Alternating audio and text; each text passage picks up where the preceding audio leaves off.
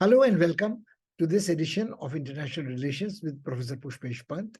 This is a specially curated episode in which we discuss with you events far and near that have an impact on our national interest and foreign policy implementation.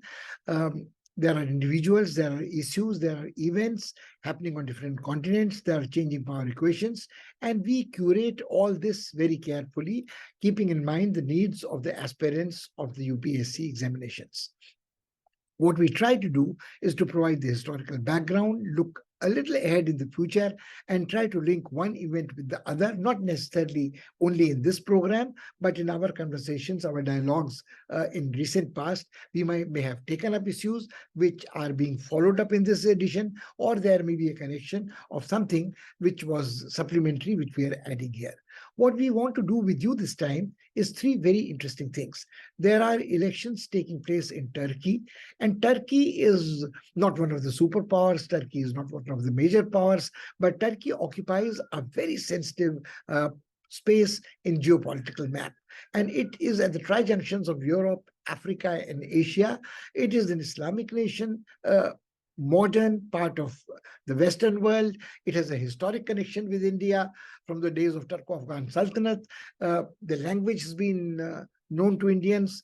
And of course, Mustafa Kemal Ataturk, who tried to modernize his nation, was one of the early revolutionaries who wanted to through his revolution, turn the Islamic world on its head. His revolution succeeded only partially, and Turkey today is not exactly cast in the mold of Ataturk, but is still very different from other Islamic states, other Muslim nations. So Turkey is of great interest to us, and why the elections there are interesting is that for the past number of years, the authoritarian leader there has been Erdogan, and he has followed a very shall we say, autonomous stance in diplomacy. Turkey is a member of the NATO, but he has quarreled with the United States of America.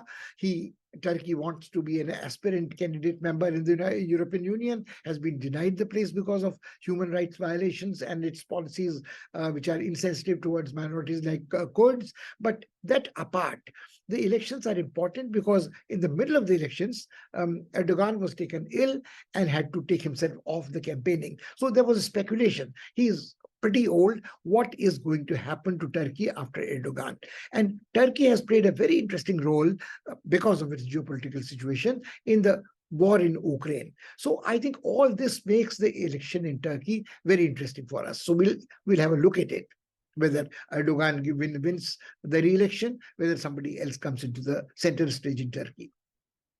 The second is another interesting election, which is the election bid. The American president, the incumbent president, Biden, has made it clear that he's offering himself for candidature as a Democratic Party to have a re-election. Now, his age is 80, and some people thought that he was much too old to contest the election even the last time.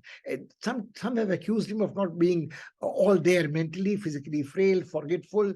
Will he last another term? Will he be in a position? The man who has his button on the nuclear arsenal of America, should he be trusted with this when at this advanced old age? If re-elected, he would be the oldest US president ever elected. We, of course, in this country, our own country, have had Morarji Desai as the prime minister, much older than that, but that's a different story. The Indian prime minister is not quite as yet the POTUS in America, so we'll leave it at that. But Biden's election again is interesting.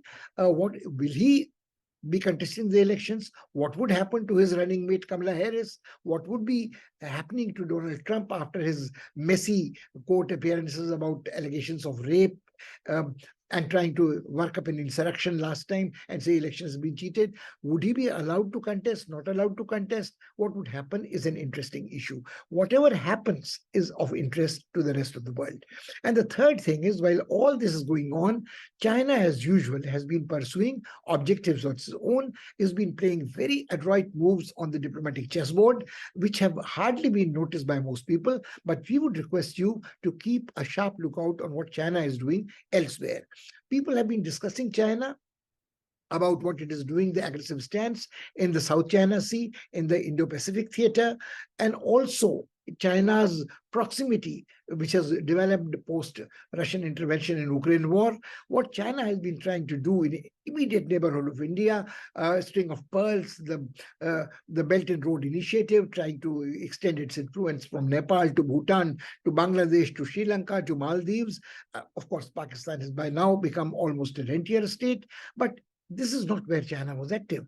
China's Grandmaster Ding turned out to be a dark horse and won the International World Championship in chess recently. But China is setting up its pieces in place on the chessboard far away from South China Sea, Pacific Theater, or South Asia, or even African coast into Latin America. So we'll have a look at all this and more discussion with you as we go along. So let's get ahead.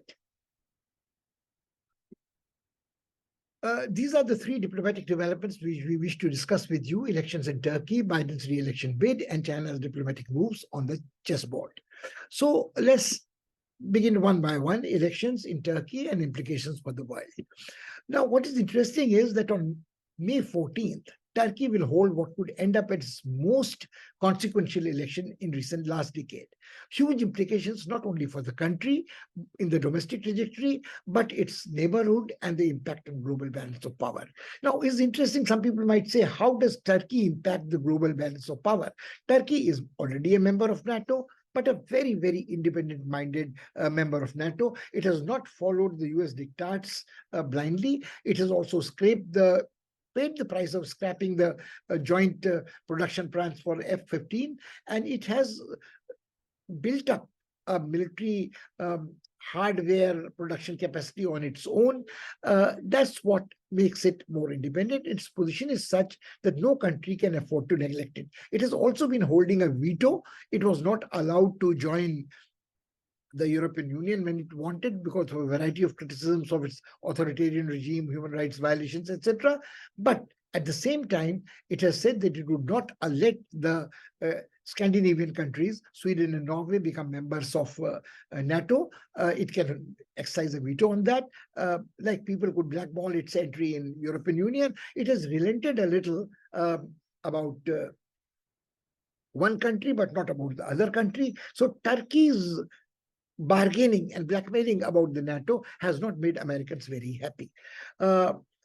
The elections will also very heavy on the security of Europe and Middle East, the future of NATO, Turkey's role in NATO, its relationship with USA, in EU, and also the migration policy. The Turks migrating as refugees in Germany have been looked down upon. They have faced some racial discrimination. They have been defamed as antisocial elements, and Ankara's role in the war in Ukraine and its not mediation, but allowing a route for the Ukrainian grain to pass through, or the safe passage corridors, which Russia theoretically says that it allows to pass on to Eastern Mediterranean, have been all very important. For the first time in 2 decades, the President Tayyip Erdogan is facing a real challenge. All the opposition has united against him, the extreme right factions as well as the extreme left factions. And there is Kemal Kılıçdaroğlu, if I'm pronouncing his name correctly. Most of the Turk names are almost impossible to pronounce. But if you remember Kemal, he's called the Turkish Gandhi because he propagates non-violent resistance, civil disobedience, a la Gandhi, to authoritarian Erdogan. Elections in Turkey, the key issues range in a variety of subjects. Turkey has been going through a very grave economic crisis. There is rising inflation, there is devaluation of the currency, and the government's very slow response to providing humanitarian relief to the earthquake which the country suffered in February. Turkey hosts almost 4 million Syrian refugees, and many Turks battling a major cost of living crisis. So there is inflation, there is devaluation, there is a refugee crisis, there is tardiness of the humanitarian relief, and his opponent, Kemal Kılıçdaroğlu, has pledged to create opportunities and conditions for the voluntary return of Syrians to their homeland. So this gives a hope of an alternative politics to the rigid hard line of Erdogan in the past.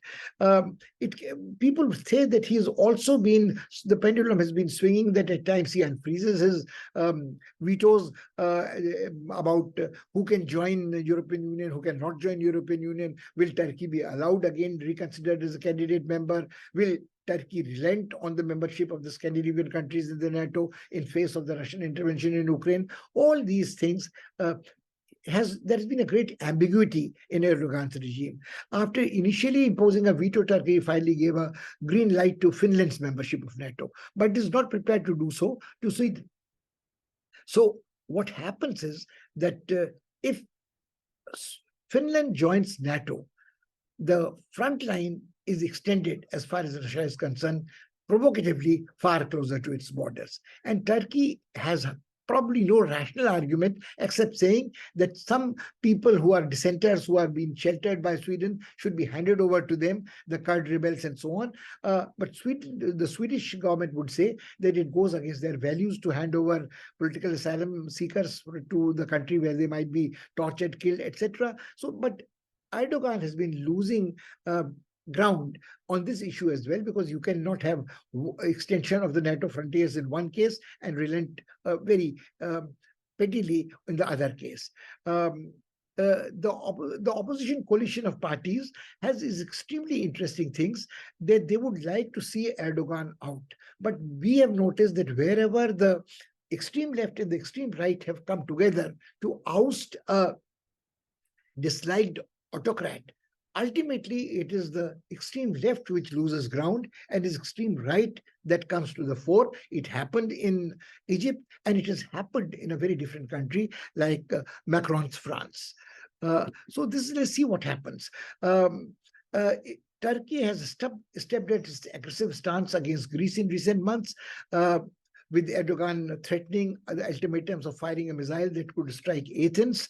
Greece, Cyprus, and Eastern Mediterranean are fundamental for Turkey's foreign policy, and not much change will be there when the other government comes in, because the identity of Turkey is closely tied with these countries. But at the same time, these countries are members of European Union. They are some fellow members of NATO, and this has to be sorted out, whatever be the dispute about submarine oil, gas reserves, etc., has to be amicably, diplomatically settled. But there seems to be no hope that the elections will change it. Turkey's military relationship with USA soured sharply in 2019 when Ankara purchased Russian-made S-400 missile system. A move the US said would put NATO aircraft flying over Turkey's airspace at great risk. In response, the USA scrapped Ankara out of the F-35 jet fighter program and slapped restrictions on Turkey's defense industry. But this says F-35 jet fighter joint production plan might have been scrapped, but F-15s, F-16s, and the other series of jet fighters of the American origin are very much commonly used by all NATO members. So this problem remains. We must remember that internal developments in Turkey will certainly impact on Indian national interest in the region. Turkey has consistently sided with Pakistan against India in all bilateral disputes between these two nations, including the Kashmir issue. At the same time, India has not given up on Turkey due to its extremely sensitive geopolitical situation. Turkey is emerging as an important source of military hardware like sophisticated drones, frigates, cruisers, and submarines. While it has helped Pakistan with a lot, including these naval fighters, frigates, it has also been in a position to offer India some manufacturing facilities in these naval ships. Turkey is a member of NATO, although its relationship, as we noticed with USA, are fraught, but it remains a moderate, modern Muslim nation, more or less westernized, or as opposed to the fundamentalist, illiberal Islamic regimes in the region. So India is not prepared to give up on Turkey very easily. It will watch with caution the developments in Turkey and hope that the new regime, whatever it is, or the more moderate Erdogan returns to power, checked by united opposition, and there might be a more realistic assessment of India's interest in the region by Turkey. This takes us to the Biden's re-election bid. The major issue of Biden is that he is the 46th president of the United States, the oldest elected so far. And he has, of course, launched his campaign that he was quite ready to fight another election. Donald Trump, the 45th president and second oldest in history, is so far the front runner in the Republican nomination. So it is a battle of two old people who do not necessarily are in tune with what the younger generation in America is. They also have very, very different ideological stances. There is a very long way to go as far as Trump is concerned. He's bogged up in myriad legal problems, including an allegation on rape. Most pundits agree that a replay of 2020 elections is not a most likely scenario next year, not with Trump, but it is most likely scenario in the sense that whoever takes on Biden, if Biden wins the candidature for his re-election bid of the Democratic Party, then he might have somebody like Trump confronting him. The Reuters Ipsos poll shows that a majority of registered voters do not want either Biden or Trump to run again, but they may be stuck, given the American system in mind, that both of them are very difficult to dislodge. There are enough Trump supporters in the Republican Party, and there are enough Biden supporters in the Democratic Party because they do not have another candidate. Bernie Sanders is far to the left. Kamala Harris seems to be a non-starter. Her record in office is not too glaring. And of course, the Kennedy has jumped the gun much too early. The Biden versus Trump rematch would leave America facing the 250th birthday with no female president and only one black president in the history so far. But this is tokenism. This is having, Obama was not entirely black, nor is Kamala Harris a woman, but she was also part American, part Indian, not part woman, but of course, representative of women also. It fares very poorly by comparison with India, Bangladesh, Australia, Britain, Finland, Germany, New Zealand, and numerous other countries where women or people from minority have held the highest office in the state. The French President Emmanuel Macron frequently draws fire from his European peers as he advocates strategic autonomy for Europe, but he's right. US support to Europe and Ukraine cannot be taken for granted after January 2025. Why is that? Because America today is a nation badly divided against itself. It is ideologically almost along the middle. There is a deep chasm. There are people who are Christian evangelists. There are people who think that bearing arms is a fundamental right. They are racist. They believe in white supremacy. And all this, there is also a rich-poor divide. And Biden, in contrast, may appear as a moderate, but again, he represents entrenched vested interest in American economy, which make it very difficult to imagine that the middle America thinks either very liberally or very progressively, either on race issues. You take the Supreme Court judgments in America, they have been against the LGBTQ community, against divorce, against abortion, against euthanasia. So I think, the Americans have a problem. If Trump comes back, there is going to be a vengeful reversal of everything. Biden returns 2022, we will again have slogans to make America great again. But the record of past 4 years will show that America is really a state, slowly a great power in decline, a steady decline, challenged by new emerging powers like China, and unable to contain enemy much reduced in power and prestige like Russia. Ukraine has shown that Ukraine has been totally devastated with American assistance, Western assistance, but Russians have not suffered total defeat. Last time Donald Trump was seeking re-election, the Indian Prime Minister had pulled all stop and said, "Ab ki baar, Donald Sarkar." He was criticized for his light-hearted banter, but it should not be forgotten that no country in the world, including India, can remain unaffected by the outcome of the presidential election in the United States. The US today is exposed as a badly divided nation ideologically.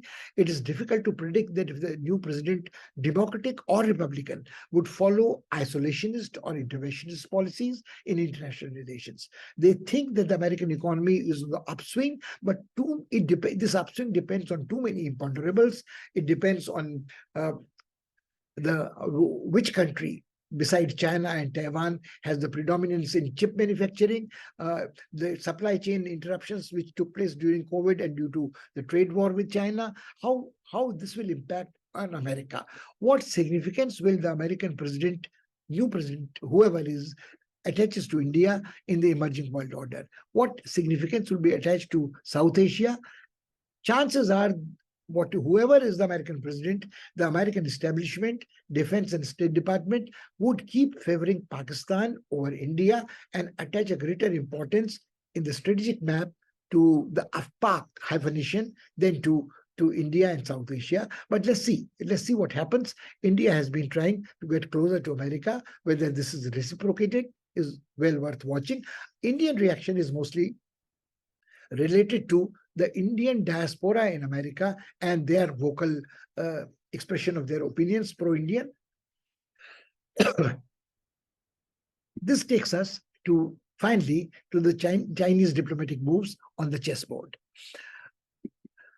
The Chinese, while the USA and India are getting ready for yet another election, India in 2024, America in 2024, Turkey's election we talked about. China is well on its way to establishing a military network, registering its presence around the globe. The world is watching South China Sea, the Pacific Theater, China's machinations in Belt and Road Initiative in South Asia, in East Africa, but China has been slowly trying to gain a toehold elsewhere. Unseen to the rest of the world, it has gained a new port in Ream in the debt-ridden Cambodia, which has become almost a rentier state for China. The China has registered its presence in Bata in Equatorial Guinea on the west coast. It is recently been announced through leaks. It is pushing Argentina to build a naval base at Ushuaia in Tierra del Fuego, southernmost tip of Argentina, where it meets Chile. This is a very interesting position where the passage from Antarctica, you can monitor whatever is happening in Antarctica, and you can also monitor the sea lanes between the Atlantic Ocean and the Pacific Ocean. If you keep this in mind, the Chinese have been busy at this strategy for quite some time. They have more than a listening post, a naval base in Djibouti, in the tip of Africa, northeastern Africa and Maghreb. They have a regime which is unstable in Somalia, where the Chinese influence is, well, significant because of the control of Djibouti and its watching the waters nearby.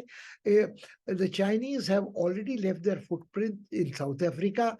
It is not a question of the South Africans having turmoil, corruption, political instability. Just off Durban, they post their ship, a very sophisticated ship called Yuan Wang 5, which is a station which keeps an eye on the passage of naval ships between Indian Ocean and the Atlantic. And this is interesting. So they have one watching at the northern tip, the Red Sea, one watching Indian Ocean and Atlantic, and one presence which gives them an access to what is happening in Atlantic to Pacific as well. China has promised 80 billion Nepalese rupees, which amounts to $612.52 million for implementing numerous infrastructure-related projects in Nepal. This sum might appear to be very small, but Nepal's capacity to absorb is also should be kept in mind. The China's diplomatic moves on the chessboard are far more important than this aid given for infrastructural programs in India's immediate neighborhood. The leaked top secret intelligence documents assessed by the Washington Post last month raised concern over the construction of a Chinese military facility at a port at Abu Dhabi Khalifa Port. Now, this is interesting. It is described as Chinese military facility, so is not called a naval base, but what is a military facility at a port? And Abu Dhabi is country in UAE, which has close ties with Saudi Arabia and also with America. So this is an interesting development. The document also unfolds China's plan known as Project 141 to establish military and naval facilities in East and West Africa, Central Asia, and South Asia. So this is a Chinese naval chessboard where the Chinese naval fleet is being, these pieces are being placed in position.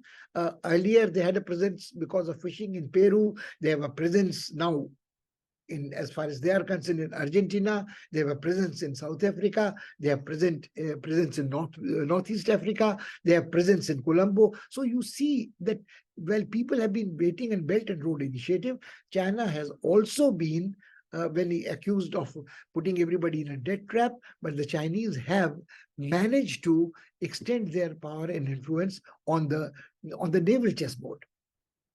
The initiative has also faced several challenges. There are concerns about possible instability in China, possible dissent in China, economic slowdown in China.